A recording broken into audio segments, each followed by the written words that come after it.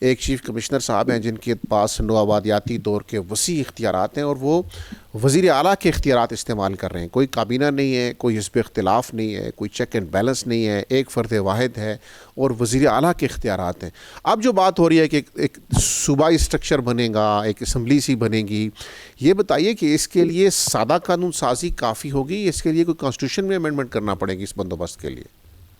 اس میں سب سے بڑی اہم بات یہ ہے کہ جس کا نام رکھا جا رہا ہے کہ قانون آئین ساز اسمبلی، یعنی آپ کو نام پر غور کریں آپ. اس کا مطلب یہ ہے کہ جیسے سپریم کورٹ آف پاکستان میں بڑی فیڈرل کانسٹیٹیوشنل کورٹ اور سپریم کورٹ آف پاکستان کے اختیارات جو تھے وہ کم ہو گئے، اسی طرح اب یہ اسلام آباد میں جو بنا رہے ہیں آئین ساز اسمبلی، اس کی سمجھ میں نہیں آ رہا کہ آئین ساز اسمبلی کس بات کی بنا رہے ہیں آپ. اس کا مطلب یہ ہے کہ جتنے بھی فیصلے آئیں گے یہ آئین ساز اسمبلی کرے گی اسلام آباد کی. یہ تو غیر قانونی تو ہم نہیں کہہ سکتے، لیکن سمجھ نہیں آیا اس کا ٹاپک کیا رکھا ہے. اس کا نام رکھے میئر رکھیں، جیسے ہوتا ہے انتخابات ہو رہے ہیں، اسلام آباد میں انتخابات نہیں ہوئے. آپ اس کا فیصلہ جیسے آپ نے فرمایا اس پر 2/3 میجارٹی چاہیے جب کا آئین میں تبدیلی لانی پڑے گی، کیونکہ آئین میں ایسی کوئی گنجائش نہیں ہے کہ اسلام آباد میں جو کوئی آئین ساز اسمبلی بنائی جائے.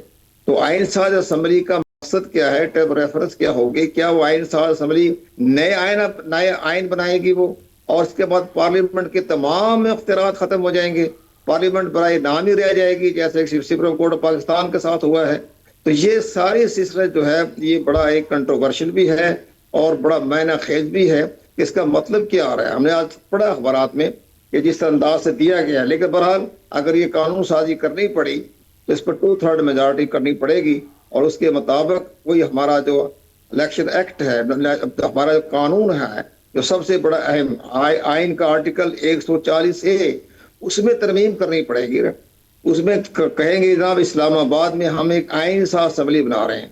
جب آئین ساز اسمبلی بنے گی تو پھر آئین کے آرٹیکل 140A میں ترمیم کرنی پڑے گی اور 2/3 میجارٹی چاہیے. اس کے ٹرم ریفرنس کیا ہوں گے، مقاصد کیا ہوں گے؟ کیا وہ 27 ممبر جو بنیں گے، جو الیکشن کا 24 تو سیٹیں ہوں گی نا، اس کی باقی خواتین کی سیٹیں ہو جائیں گی، تو جو 27 بنیں گے تو وہ کیا پورے پاکستان کا آئین بدلتے رہیں گے؟ یہ سمجھ نہیں آیا. یہ بڑا کنٹروورشل معاملہ ہے، اس میں باقاعدہ علیحدہ بحث کروائیں آپ اور آئینی ماہرین کو بھی بلا لیں. لیکن میرا پوائنٹ آف ویو یہ ہے کہ یہ پاکستان کے مفاد میں نہیں ہے.